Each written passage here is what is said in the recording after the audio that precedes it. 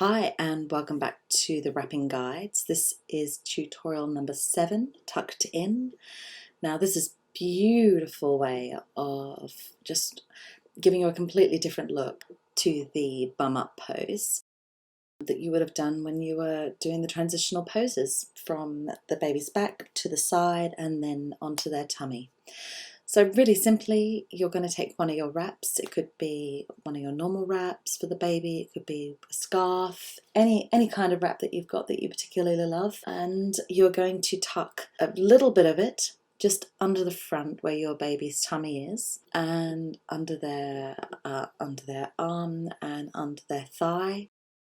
Rearrange the back of it so that it goes out in just a really lovely organic way.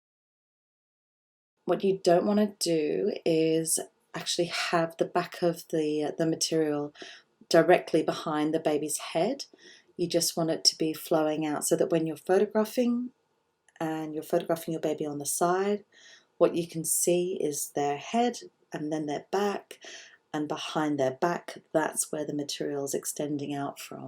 Always check as well that the material underneath their arms and their thighs, that it's all crease free and wrinkle free and really smoothly tucked in. There's no odd ends that distract your eye from the photograph.